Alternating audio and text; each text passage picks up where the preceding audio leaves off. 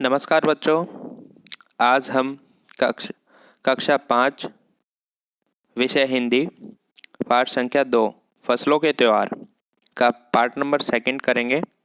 पहले पार्ट में हमने पेज नंबर 13 और पेज नंबर 14 किया था। आज हम 15 और 16 करेंगे। 4 पेज का ये पार्ट है, तो आज हम पेज नंबर 15 से स्टार्ट करेंगे।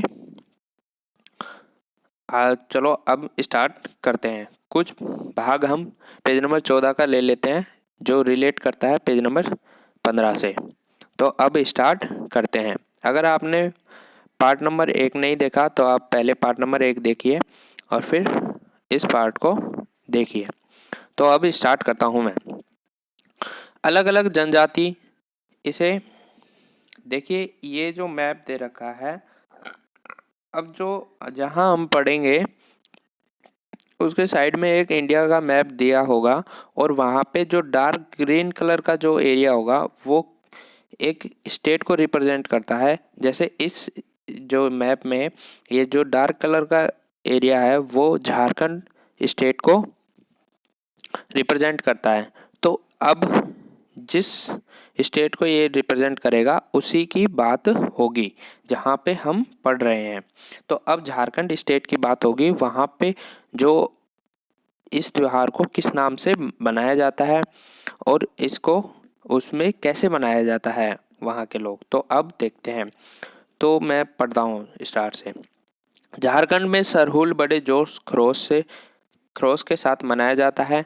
4 दिनों तक इसका जश्न चलता रहता है। तो पहला जो है, जो हम उत्तर भारत में जिसे हम मकर संक्रांति कहते हैं, झारखंड राज्य में उसे सरहुल के नाम से जाना जाता है और तमिलनाडु में उसे पोंगल के नाम से जाना जाता है। आगे है। अब देखिए, झारखंड जो है जनजाति वाला प्रदेश है और यहाँ पे काफ़ी सारी जनजातियाँ होती हैं। जनजाति का मतलब जो जंगलों से रिलेटेड ज़्यादा होती हैं, मतलब जो वे जातियाँ जो इतनी आधुनिक नहीं होती हैं, वो जंगलों पे ही निर्भर करती हैं। जंगलों से ही अपना खाना लेती हैं, वहाँ से ही फल फूल जो भी आपकी रिलेटेड जो भी खाना पीना है, वो घर बनाना है, सब वस्त्र वगैरह वहीं जंगल से ही अपने गुजारा करती हैं। अब पढ़ते हैं आगे। अलग अलग जनजाति इसे अलग अलग समय में बनाती है। संथाल लोग फरवरी मार्च में, तो ओराव लोग इसे मार्च अप्रैल में मनाते हैं। तो अब 2 जनजातियों का नाम आया है, एक तो संथाल और दूसरा ओराव। तो ये जो जनजाति है संथाल और ओराव, इनमें संथाल में तो यही त्यौहार, सेम त्यौहार फरवरी मार्च में मनाया जाता है और इसी सेम त्यौहार को ओराव जनजाति मार्च अप्रैल में मनाते हैं।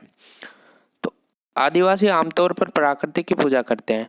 अब मैंने बताया कि जो भी जनजाति होती है, आदिवासी होते हैं, जनजाति को मेनली आदिवासी के रूप में मानते हैं और आदिवासी जो होते हैं वो जंगलों में ही रहते हैं और जंगलों को ही, जो प्राकृतिक होते हैं, उसी को ही अपना देवी देवता मानते हैं और उन्हीं की पूजा करते हैं। आदिवासी आमतौर पर प्राकृतिक की पूजा करते हैं। सरहुल के दिन विशेष रूप से साल के पेड़ की पूजा की जाती है।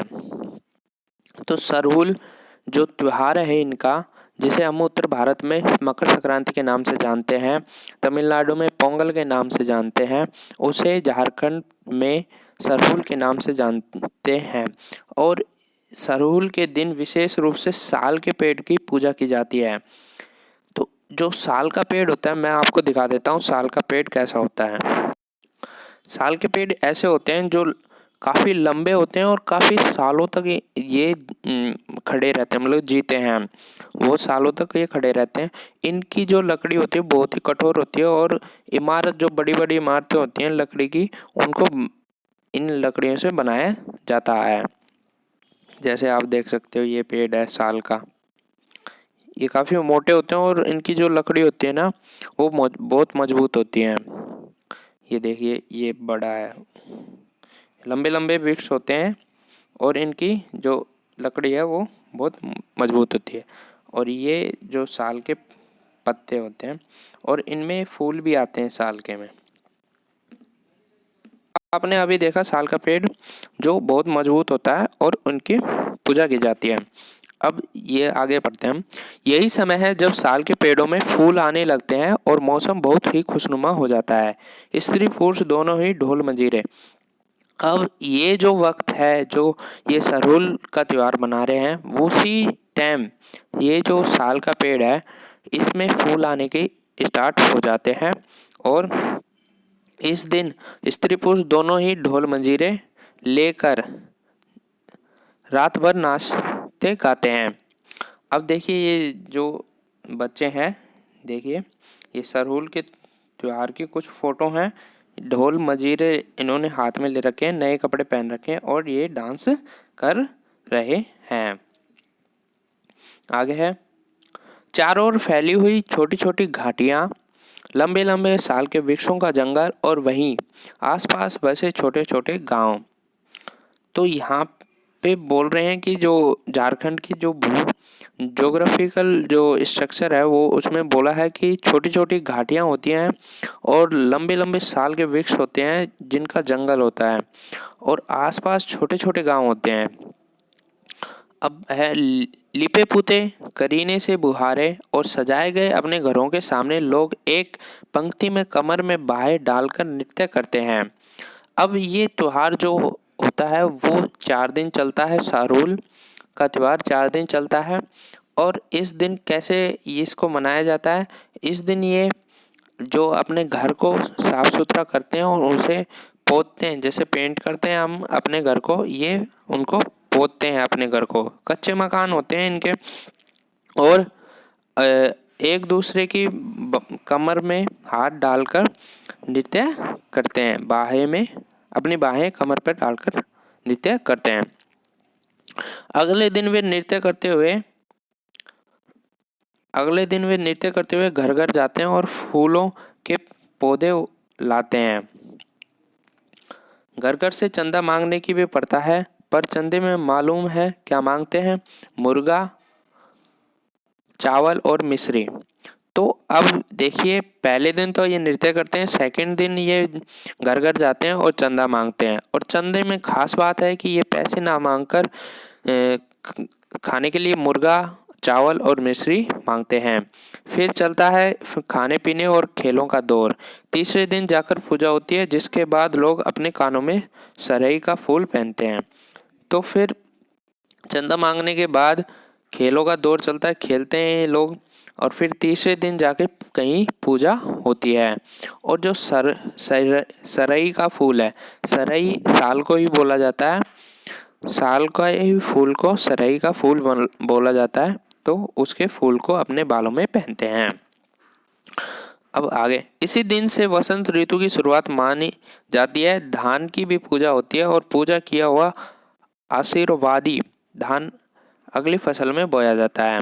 तो इसी दिन ना सिर्फ साल के साथ साथ इसके वसंत ऋतु की स्टार्टिंग हो जाती है। वसंत ऋतु की स्टार्टिंग फरवरी माह से स्टार्ट हो जाती है और अप्रैल माह तक चलती है। इस माह वसंत ऋतु में नए नए फूल आते हैं पेड़ों पे और नए नए पत्ते आते हैं और जो आशीर्वादी धान की टाइप है उसे बोया जाता है। अब झारखंड की बात हो रही थी। अब हम ये देखिए मैप जो अब हम पढ़ेंगे, ये मैप देखिए, मैप में जो आपको ये state green dark green colour का है, ये है तमिलनाडु। अब तमिलनाडु की बात करेंगे और तमिलनाडु में इस त्यौहार को किस नाम से जाना जाता है और इस त्यौहार के दिन वहाँ पे कैसे इस त्यौहार को वहाँ पे मनाया जाता है, इसके बारे में हम देखेंगे। अब पढ़ता हूँ। तमिलनाडु में मकर संक्रांति और या फसलों से जुड़ा त्यौहार पोंगल के रूप में मनाया जाता है। तो जैसे ही झारखंड में इस त्यौहार को सरहुल के नाम से मनाया जाता था, वहीं तमिलनाडु में इसे पोंगल के नाम से मनाया जाता है। इस दिन खरीफ की फसलें चावल, अरहर आदि कटकर घरों में पहुंचती है। देखिए 2 प्रकार की फसलें होती हैं, एक होती है खरीफ और एक रबी की फसलें। अब आगे, लोग नए धान कूट कर चावल निकालते हैं। हर घर में मिट्टी का नया मटका लाया जाता है जिसमें नए चावल, दूध और गुड़ डालकर उसे पकने के लिए धूप में रख देते हैं। तो ये क्या करते हैं, ये जो टाइम होता है फरवरी और अप्रैल के माह में, यहाँ पर तमिलनाडु में जो धान की खेती होती है वो पक जाती है और वहाँ से धान लेकर उसमें से चावल निकाल कर अपना एक नया मटका लेके उसमें सबसे पहले चावल डालते हैं, फिर दूध डालते हैं, फिर उसी में गुड़ गुड़ डाल देते हैं और इसे धूप में रख देते हैं। सुबह ही धूप में रख देते हैं। हल्दी शुभ मानी जाती है, इसलिए साबुत हल्दी को मटके के मुंह के चारों ओर बांध देते हैं। यह मटका दिन में 10:30-12 बजे तक धूप में रखा जाता है। तो जिस तरीके से हल्दी इसी मटके में जैसे चावल, गुड़ और दूध डाला था, उसी मटके में ये लोग हल्दी भी लपेट देते हैं इसके मुहाने पे और फिर इसे धूप में रख देते हैं। धूप में रखने के बाद जब 10:30 और 12 बजे जब तेज़ धूप होती है, उस टाइम तेज़ धूप होने के कारण मटके में जो दूध धरा है उसमें उफान आने लगता है और जैसे ही उफान आता है तो ये बोलते हैं खिचड़ी में उफान आ गया। तो इनका एक भाषा है वो मैं बताता हूँ आपको। जैसे ही दूध में उफान आता है, दूध चावल मटके से बाहर गिरने लगता है तो पोंगला पोंगल, पोंगला पोंगल, ये इनकी भाषा है। पोंगला पोंगल, पोंगला पोंगल। तो इसका मतलब ये है कि खिचड़ी में उफान आ गया के स्वर सुनाई देते हैं। तो ये पहले क्या करते हैं, मटके में चावल डालते हैं, गुड़ डालते हैं और दूध डालते हैं और उस मटके की जो मुहाना है उसको हल्दी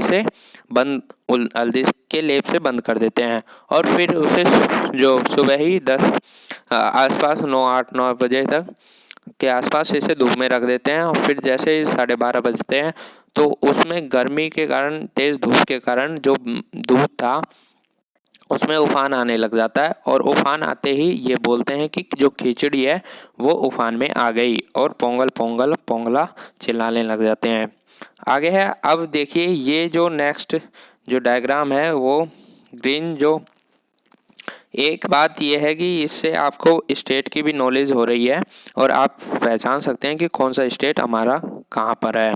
अब जो ये ग्रीन कलर से, जो डार्क ग्रीन कलर से जो शो कर रखा है वो है हमारा गुजरात। गुजरात, अब गुजरात में देखते हैं कि इसी त्यौहार को कैसे मनाया जाता है। दूसरी ओर गुजरात में पतंगों के बिना तो मकर संक्रांति का जश्न अधूरा ही माना जाएगा। इस दिन आसमान की ओर यदि नजरें उठाएं तो शायद हर आकार में और रंग रूप की पतंगें आकाश में लहराती हुई मिले। तो यहाँ पे जो मकर संक्रांति मनाई जाती है गुजरात में, वो पतंगों के साथ मनाई जाती है और पूरा जो आसमान होता है वो काफ़ी बहुत सारी पतंगों से भर जाता है। और प्रत्येक गुजराती, चाहे वह किसी भी धर्म, जाति या आयु का हो, पतंग उड़ाता है और हजारों लाखों पतंगों से सूर्य भी ढक जाता है। आसमान में इतनी सारी पतंगे हो जाती हैं कि जो सूर्य की जो रोशनी होती है वो भी ढक जाती है और सूर्य भी दिखना बंद हो जाता है। अब नेक्स्ट पेज करते हैं हम। जिस प्रकार से हम देख रहे हैं एक एक स्टेट को, अब ये ग्रीन, जो डार्क ग्रीन कलर में जो शो हो रहा है वो उत्तराखंड स्टेट को शो कर रहा है। अब देखते हैं उत्तराखंड में कैसे इस त्यौहार को मनाया जाता है। कुमाऊं, उत्तराखंड को कुमाऊं के नाम से भी जाना जाता है। कुमाऊं में मकर संक्रांति को घुघुतिया भी कहते हैं। तो अब देखिए, हमने सबसे पहले झारखंड में देखा, झारखंड में इस त्यौहार को सरहुल के नाम से जाना जाता है। फिर हमने तमिलनाडु में देखा, तमिलनाडु में इस त्यौहार को पोंगल के नाम से जाना जाता है। और फिर हमने देखा गुजरात में इस त्यौहार को पतंगों के साथ मनाया जाता है। अब दे रहे हैं हम उत्तराखंड की बारी। उत्तराखंड को हम कुमाऊं भी बोलते हैं और यहाँ पे इस त्यौहार को घुघुतिया बोलते हैं। इस दिन आटे और गुड़ को गूंदकर पकवान बनाए जाते हैं। इन पकवानों को तरह तरह के आकार दिए जाते हैं, जैसे डमरू, तलवार, दाडिम का फूल आदि। पकवान को तलने के बाद एक माला में पिरोया जाता है। माला के बीच में संतरा और गन्ने की गंडेरी पिरोई जाती है। तो अब यहाँ पे जो उत्तराखंड में है, कुमाऊं में, इस त्योहार को घुघुतिया बोलते हैं। और इस दिन क्या करते हैं कि जो आटा और गुड़ होता है उसके पकवान बनाए जाते हैं। और पकवान में भी कैसे बनाए जाते हैं, कैसे आकार के बनाए जाते हैं, डमरू के आकार के और तलवार के आकार के। और इनको सबको पिरो के एक माला बनाई जाती है जिसमें ये सारे पकवान होते हैं। साथ में एक संतरा होता है और एक गन्ने की पिरोई जाती है। ये मैं आपको दिखाता हूँ एक फोटो में। देखिए, ये आप फोटो देखिए, यहाँ पे कुछ पकवान है साइड में, और लास्ट में देखिए ये एक संतरा पिरोया गया है। एक बच्चा दिखाता हूँ जो इसको पहने हुए है। ऐसे बच्चे पहनते हैं इसको, इस माला को। अभी आपने माला देखी जो कुमाऊं में मनाई जाती है इस त्योहार पे। यह काम बच्चे बहुत रुचि और उत्साह के साथ करते हैं। सुबह बच्चों को माला दी जाती है। बहुत ठंड के कारण पक्षी पहाड़ों से चले जाते हैं, तो उन्हें बुलाने के लिए बच्चे इस माला से पकवान तोड़ तोड़ कर पक्षियों को खिलाते हैं और गाते हैं। तो इसका भी एक रीज़न है कि ये माला क्यों बनाई जाती है, क्योंकि जो पक्षी होते हैं वो ठंड के कारण चले जाते हैं इस पहाड़ से। लेकिन जैसे ही तो जो पक्षी ठंड के कारण दूसरी जगह चले गए थे उनको बुलाने के लिए ये माला बनाई जाती है और बच्चों को दी जाती है। और बच्चे इन मालाओं से पकवान तोड़कर पक्षियों को बुलाते हैं। और एक गाना भी गाते हैं, उस गाने को मैं गा के बताता हूँ। कौआ आओ घुघुत आओ, ले कौआ बड़ो, मैं के दो जा सोने का घड़ो, खाली दे पूरी, मैं के दे जा सोने की छुरी। तो ये इसमें बोला गया है कि कौए, जो क्रो होता है, कि आप आओ, और घुघुत एक पक्षी होता है, मैं आपको फोटो में दिखाता हूँ उसको।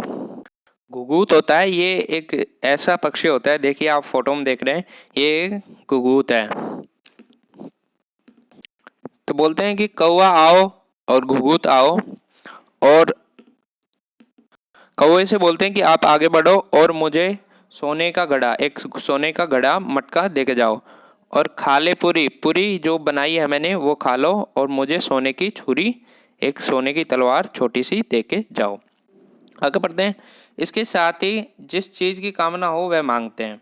तो बच्चे जैसे ही उनको पक्षियों को खिलाते हैं और वो अपनी कामना भी मांगते हैं, जो भी इच्छाएं उन्हें मांगनी हो वो मांगते हैं। है ना कितने अलग अलग अंदाज मकर संक्रांति को मनाने के।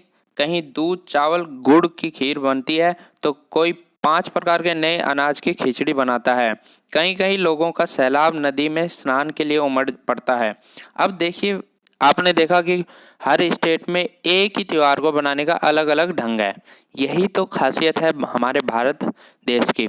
अपने भारत देश में इतनी सारी वैरायटी है, इतने सारे लोग हैं, इतने सारी जनजातियां हैं, इतने सारे स्टेट हैं, उन सभी की अलग अलग प्रथाएं हैं, उनको एक ही त्यौहार को बनाने का अलग अलग अंदाज है। इसी का अलग अलग पकवान बनाए जाते हैं, अलग अलग खाने को मिलता है, वेशभूषाएं अलग अलग मिलती हैं। अब पढ़ते हैं आगे। कहीं कहीं लोगों का सैलाब नदी में स्नान के लिए उमड़ पड़ता है। लोग ठंड से ठिठुरते रहेंगे, पर बर्फीले पानी में कम से कम एक डुबकी तो जरूर लगाएंगे। तो ये बोल रहे हैं कि जो कहीं पे तो नहाने का भी रिवाज है यहाँ पे, और वहाँ पे अगर ठंड पड़ती है, इसी जो फरवरी माह पे है वो ठंडा मौसम रहता है इस टाइम, लेकिन उनको नहाना जरूरी होता है, एक डुबकी जरूर लगाते हैं बर्फीले पानी में। हाल यह होता है कि इन जगहों पर तिल रखने की भी जगह नहीं होती। अब देखिए, तिल की बात हो रही है। तिल एक छोटा सा बीज होता है, मतलब कि तिल बहुत ही छोटा सा होते हैं, मतलब कि तिल रखने की भी जगह नहीं होती, इतनी तादाद में लोग आते हैं यहाँ पे। तिल से याद आया, मकर संक्रांति के दिन पानी में तिल डालकर स्नान करना, तिल दान करना, आग में तिल डालना, तिल के पकवान बनाना विशेष महत्व रखता है। तो यहाँ पे बोलते हैं कि जो तिल का महत्व है इस त्योहार पे, वो भी बहुत काफ़ी महत्व है कि तिल का दान करते हैं इस दिन, और तिल को आग में डालते हैं, स्नान करते हैं तिल के साथ, और पकवान बनाए जाते हैं। तो अब आपसे क्वेश्चन पूछा जाएगा, तुम्हारे घर इलाके में इस त्योहार को कैसे मनाया जाता है?